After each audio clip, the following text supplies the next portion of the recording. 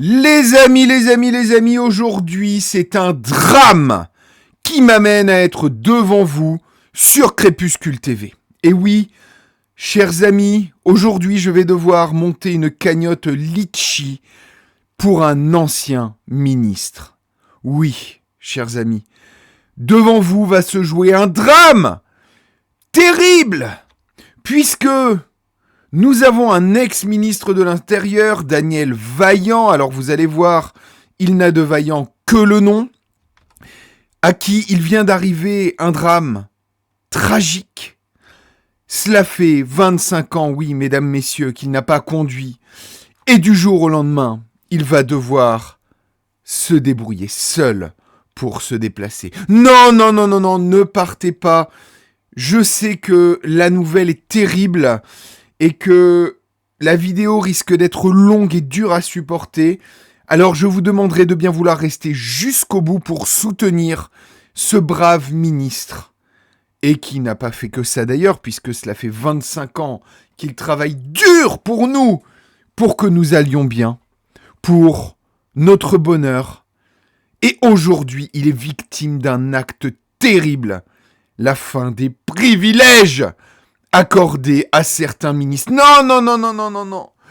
N'ayez pas peur, je vais adoucir mon propos afin que cela ne soit pas trop dur pour vous. Et donc aujourd'hui, c'est un article de la Dépêche. Les images et ce que je vais dire risquent de vous faire des cauchemars la nuit prochaine. Donc s'il vous plaît, s'il y a des enfants qui regardent la vidéo, qu'ils restent parce qu'on va bien se marrer. Alors, donc du coup, effectivement, donc comme je vous disais, nous avons les déclarations de Daniel Vaillant, un ex-ministre de l'Intérieur, qui nous dit qu'il n'a pas conduit depuis 25 ans. Nous allons donc lire l'article et ensuite nous allons le commenter.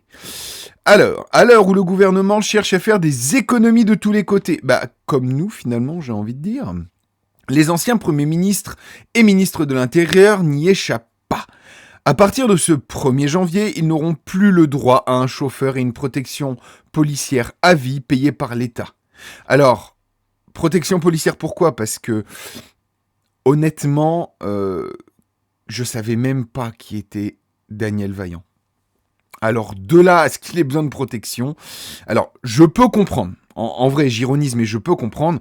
Quand on a été ministre, on a sûrement eu accès à des dossiers ultra confidentiels, d'autant plus ministre de l'Intérieur, et donc du coup, il peut détenir des informations importantes. Donc la protection, j'ai envie de dire, à la rigueur, je peux la comprendre. Mais le chauffeur, est-ce qu'il y en a vraiment besoin ? Bref. 24 chauffeurs avec véhicules et 24 officiers de sécurité sont supprimés. Ils seront mobilisés sur d'autres missions contre la menace du narcotrafic. Voilà, c'est bien, c'est une bonne reconversion ça. Par contre, du coup, j'imagine que s'ils vont là-bas, c'est qu'ils ont de l'expérience.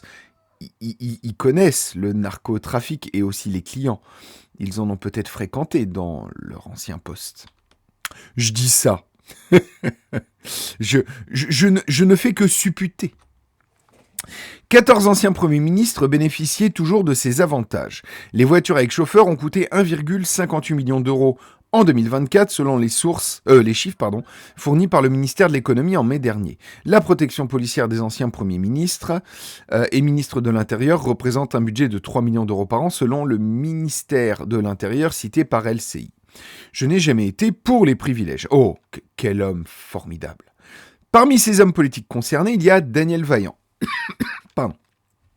Ministre de l'Intérieur sous Lionel Jospin entre 2000 et 2002. Je ne veux pas polémiquer avec ça. Je n'ai jamais été pour les privilèges. Alors, il n'était pas pour les privilèges, mais il en a bénéficié. Je suis contre les privilèges, c'est pas bien. Oui, vous me resservez du caviar payé par le peuple, s'il vous plaît, merci beaucoup. C'est une défense de merde. Si tu es contre les privilèges, pourquoi est-ce que tu te plains de ne plus en bénéficier ?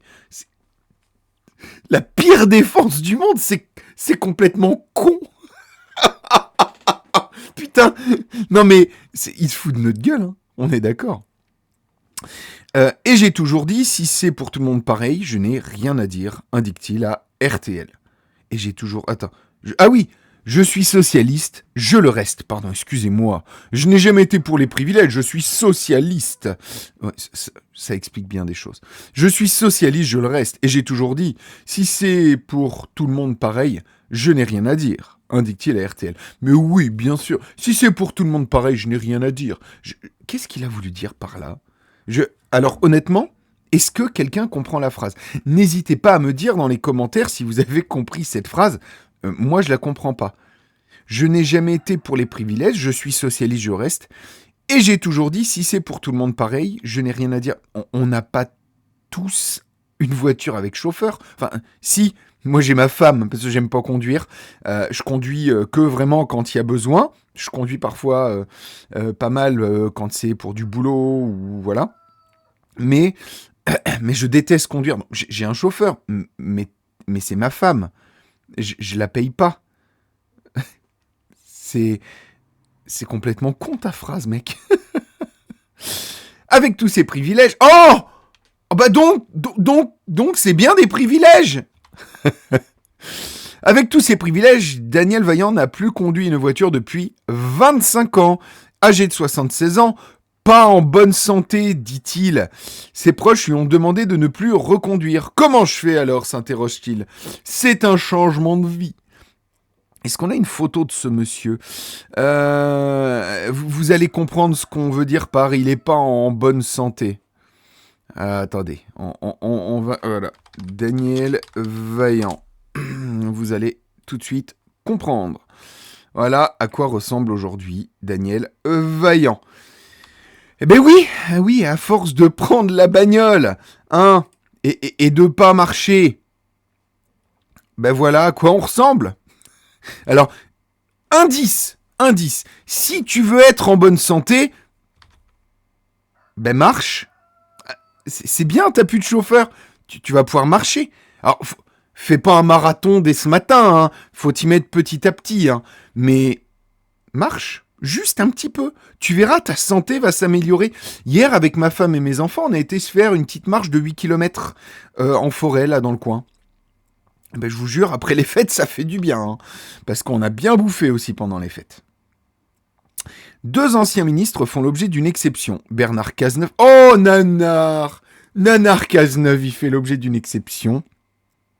Qui était ministre de l'Intérieur pendant les attentats de 2015. Emmanuel Valls. Les cochons qui abordent souvent des sujets sensibles comme la laïcité auront toujours le droit à une protection policière et à un chauffeur. À partir du 1er janvier, la protection des anciens premiers ministres est limitée à 3 ans, les anciens ministres de l'Intérieur à 2 ans. Pour une fois qu'il y a une bonne mesure, qui n'est pas parfaite, mais qui est bonne. Pour une fois que ça va à peu près dans le bon sens, alors on aurait aimé beaucoup plus d'efforts, mais pour une fois que ça va dans le bon sens, forcément, fallait que les oiseaux, eh ben, ils se... voilà, ils se plaignent. Alors, en substance, j'avais 2-3 trucs à vous dire. La première, c'est, quand il dit 25 ans sans conduire, 25 ans avec chauffeur, ça veut dire que pendant 25 ans, tu as vécu avec un système qui t'a transporté, avec du pognon qui n'était pas le tien. Nous, quand on doit se débrouiller, ben on se débrouille. Voilà, c'est aussi simple que ça. Nous, on n'a pas le choix, en fait. C'est-à-dire que ma grand-mère, qui a 95 ans, qui vit avec nous, elle a un petit appartement dans notre cour, juste à côté, elle vit avec nous. Donc ma grand-mère, eh bien, nous, on n'a pas de chauffeur, elle n'a pas de chauffeur, c'est sa famille qui doit s'occuper d'elle. On se débrouille, on n'a pas tout un système derrière nous. Eh bien, ta famille, dans l'article, te dit, je pense qu'il se moque de toi, mon Daniel, hein. C'est marqué âgé de 76 ans, pas en bonne santé. En plus, 76 ans, c'est pas vieux, hein. Alors, à l'heure actuelle, 76 ans, c'est pas très vieux. Mon père est décédé à l'âge de 80 ans. Bon, ça, malheureusement, le cœur, c'est quelque chose qui peut lâcher des fois. Et pourtant, il était en très bonne santé. Il faisait du vélo tous les jours, plusieurs kilomètres. Tous les jours. C'était son petit rituel. Il faisait son jardin, il marchait beaucoup. il n'était pas vieux à 80. À 76 ans, tu es vieux, gros, gras, pas en bonne santé. Tes proches t'ont demandé de ne plus reconduire. Eh ben, petite astuce, tes proches peuvent te conduire. Tu vois, les solutions sont là, mon Daniel. Les solutions sont là. Peut-être que aussi c'est un connard et que sa famille ne veut pas s'en occuper. Mais bon, ça, c'est autre chose. Autre problème. Marcher ou te déplacer de manière standard, eh bien, ça va te demander de te confronter à la vie réelle. Et c'est peut-être ça, finalement, qui te gêne le plus, parce que marcher, ça t'expose aux galères, aux incivilités, à l'insécurité, à la pauvreté, aux gens qui dorment dans la rue, qui vont peut-être t'arrêter pour te demander une piécette. Eh bien, moi, je trouve ça extrêmement savoureux de savoir que quelqu'un comme toi, qui vivra encore très bien, qui a juste peut-être les moyens de payer quelqu'un pour le conduire, et peut-être pas que ce soit l'État qui lui paye.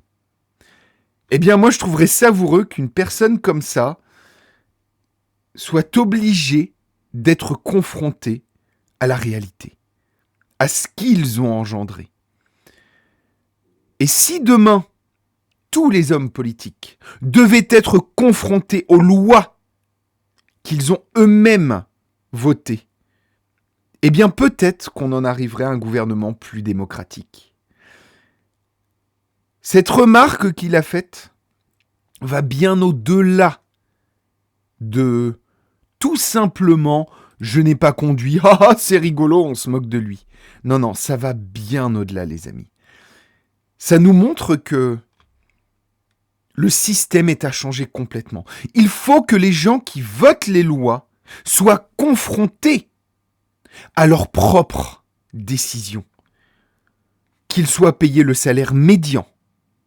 Ça les inciterait peut-être à faire en sorte que nous, derrière, on soit mieux rémunérés. Qu'il n'ait pas de protection. C'est-à-dire que demain, s'ils prennent des décisions qui vont contre le peuple, alors que le peuple n'est pas d'accord, mais qu'ils le votent quand même, 2005, eh bien peut-être qu'ils seraient plus prudents dans leurs décisions, dans leurs déclarations. Demain, clairement, cela permettrait de vraies évolutions en termes de démocratie et de représentation des citoyens. Si les policiers pouvaient devenir ministres de l'Intérieur et retourner ensuite à leur travail de policier ou de gendarme ou de force de l'ordre, eh bien ils seraient confrontés, au bout de leur mandat, à ce qu'ils ont mis en place pendant leur mandat. Si c'était des médecins, mieux que ça, des infirmières, parce qu'elles sont vraiment confrontées au plus proche à leurs décisions. Elles seraient confrontées au plus proche à leurs décisions. Si ils suppriment des lits, des personnels soignants, eh bien demain, cette infirmière qui aurait voté cette prise de décision, eh bien, elle serait confrontée à l'obligation de faire des heures supplémentaires. Et il en va de même pour tous les corps de métier. Je ne sais pas ce que vous en pensez. Est-ce que vous pensez également qu'un système comme cela serait plus juste ? N'hésitez pas à me le dire dans les commentaires. Likez, partagez, abonnez-vous. C'est très important de faire comprendre aux gens qu'un autre système est possible et que ces privilèges doivent être abolis. Et puis en plus, on se sera bien marré parce que de voir quelqu'un comme ça qui a été privilégié toute sa vie, couiné à 76 ans, je sais pas ce que vous en pensez aussi, mais c'est un petit côté jouissif. Allez, portez-vous bien et à très bientôt sur Crépuscule TV. Salut tout le monde.